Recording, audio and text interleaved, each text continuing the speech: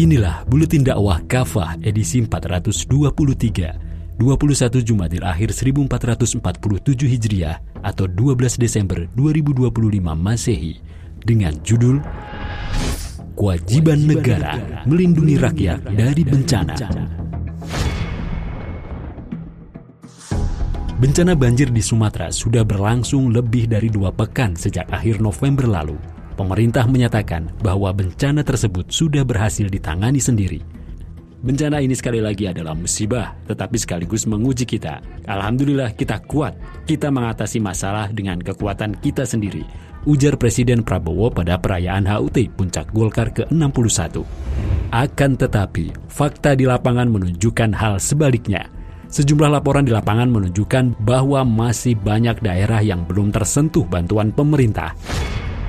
Hambatan akses, kurangnya koordinasi antar instansi, serta keterbatasan infrastruktur membuat proses penyaluran bantuan tidak merata.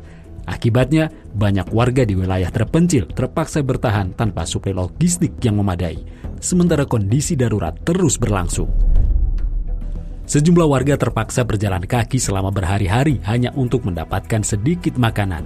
Mereka menembus medan yang rusak akibat bencana. Mereka melewati reruntuhan bangunan, tanah longsor, dan jalan yang terputus.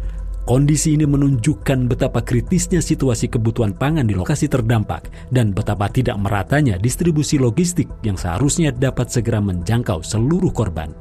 Gubernur Aceh bahkan menegaskan bahwa sebagian rakyat meninggal bukan karena dampak langsung bencana, melainkan karena kelaparan yang tak tertanggulangi di daerah bencana. Prinsip dasar kepemimpinan negara. Persoalan mendasar dari lambatnya penanganan bencana dan lemahnya keperpihakan pada rakyat sesungguhnya berakar pada cara pandang bernegara dan paradigma kepemimpinan. Banyak pejabat melihat kekuasaan bukan sebagai amanah untuk melindungi dan menyejahterakan rakyat. Mereka memandang kekuasaan sebagai posisi strategis yang dapat dimanfaatkan untuk memperluas jejaring, pengaruh, serta keuntungan politik. Ketika pola pikir ini mengakar, negara kehilangan orientasi moralnya dan gagal menjalankan fungsi asasinya sebagai pelindung warganya. Dalam praktiknya, sistem demokrasi sering terkooptasi oleh kepentingan para pemilik modal. Akibatnya, penguasa sering mendahulukan kepentingan para pemilik modal yang telah menjadi investor politik mereka daripada kepentingan rakyat. Para pemilik modal ini memberikan dukungan finansial tentu tidak secara cuma-cuma. Semua itu adalah investasi yang harus kembali dalam bentuk kemudahan izin, pengabaian hukum, dan perlindungan atas operasi bisnis mereka. Akibatnya, relasi kuasa berubah, bukan rakyat yang menjadi prioritas, melainkan para penyandang dana politik yang menuntut balas jasa.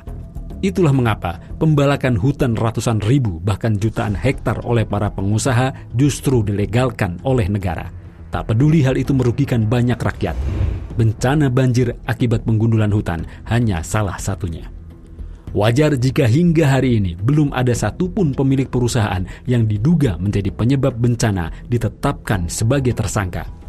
Penegakan hukum berjalan lambat, penuh tarik ulur, dan cenderung menghindari aktor-aktor besar yang memiliki koneksi kuat dengan elit kekuasaan. Ketidakberanian aparat untuk menyentuh para pemilik modal menunjukkan betapa hukum telah mengalami penyimpangan. Betapa kuatnya pengaruh oligarki dalam menentukan arah kebijakan maupun proses penegakan keadilan. Di sisi lain, anggaran penanggulangan bencana dalam era APBN 2026 menunjukkan lemahnya prioritas negara dalam melindungi rakyat dari ancaman ekologis yang semakin sering terjadi. Dana untuk lembaga kebencanaan pemerintah hanya dialokasikan sebesar 4,6 triliun rupiah.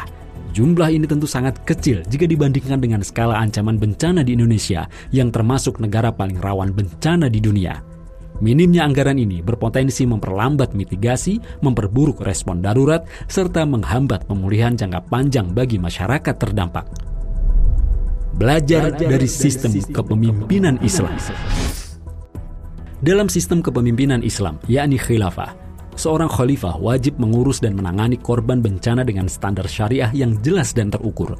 Pengelolaan negara bukan sekedar administrasi birokratis, tetapi juga amanah syar'i. Hal ini menuntut pemimpin yang bertakwa serta kebijakan yang berpihak pada keselamatan dan kesejahteraan rakyat. Karena itu, penanganan bencana tidak diserahkan pada mekanisme pasar atau bergantung pada kepentingan politik, melainkan berlandaskan pada ketentuan syariah yang mengikat. Dalam sistem khilafah, alokasi anggaran dalam APBN atau Baitul Mal disusun sesuai dengan ketentuan syariah. Pos-pos anggaran seperti fa'i, kharaj, jizyah, dan hasil kepemilikan umum diarahkan untuk memastikan pemenuhan kebutuhan mendesak rakyat, termasuk penanganan korban bencana. Dengan struktur anggaran yang bersifat amanah dan tidak dipengaruhi oleh kepentingan oligarki, negara dapat mengerahkan seluruh potensi finansialnya secara cepat dan tepat tanpa hambatan politik atau korupsi. Negara juga akan menyerukan warga untuk saling tolong-menolong sebagaimana diperintahkan dalam Islam. Mobilisasi masyarakat dilakukan secara terorganisasi, bukan sekedar imbauan tanpa arah.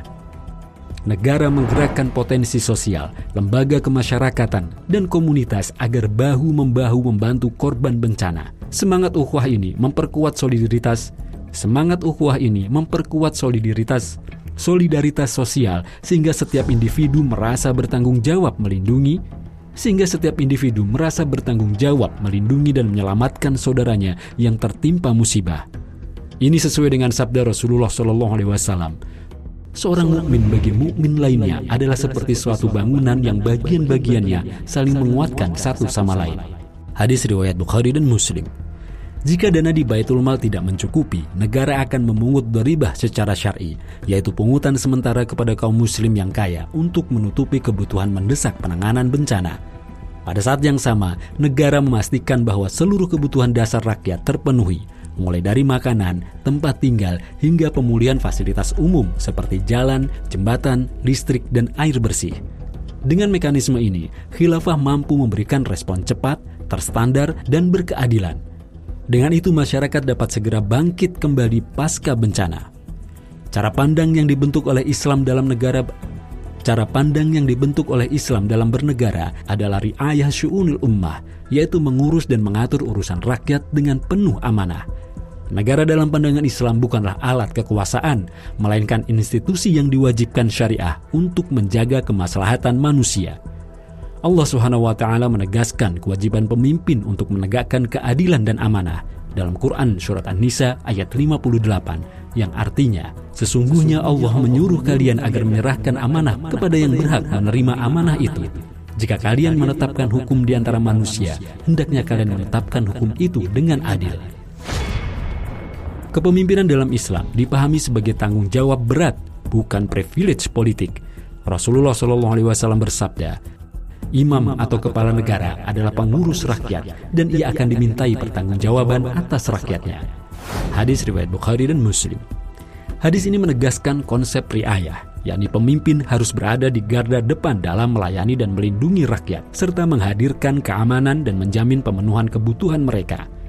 Dengan demikian, arah kepemimpinan ditentukan oleh tuntunan syariah, bukan oleh kepentingan kelompok atau kekuatan oligarki. Hanya syariah Islamlah yang menetapkan mekanisme yang adil dalam mengatur kehidupan, termasuk dalam menghadapi bencana.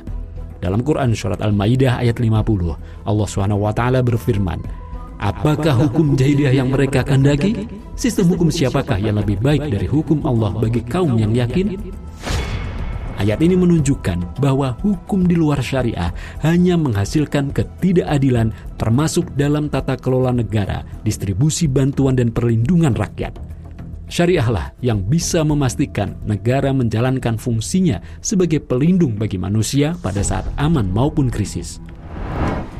Karena itu, umat membutuhkan sistem kepemimpinan yang menerapkan syariah Islam secara menyeluruh dan konsisten. Inilah yang pernah diterapkan selama berabad-abad sepanjang sejarah kekhilafan Islam dulu. Khilafah Islam bukan sekadar struktur politik, tetapi wujud konkret dari kewajiban menegakkan hukum Allah SWT secara kafah dalam mengatur urusan manusia. Dalam konteks bencana, khilafah akan menggerakkan seluruh potensi negara, baik anggaran, personil, logistik, dan solidaritas masyarakat. Semua itu demi menjaga nyawa dan kehormatan rakyat. Nabi SAW bersabda, kaum muslim itu bersaudara, ia tidak menzalimi saudaranya dan tidak membiarkan saudaranya itu dalam kesusahan. Hadis riwayat Bukhari. Hadis ini menegaskan bahwa negara dalam Islam harus menjadi pelindung utama rakyat. Dengan itu, mereka merasa aman dan terayomi dalam kondisi apapun, baik pada masa normal maupun ketika ditimpa bencana. Inilah yang sesungguhnya sangat dibutuhkan oleh rakyat di negeri ini, bukan sistem kepemimpinan khas demokrasi kapitalis sekuler yang pragmatis dan transaksional yang terbukti telah menyengsarakan rakyat. Wallahu a'lam bishawab.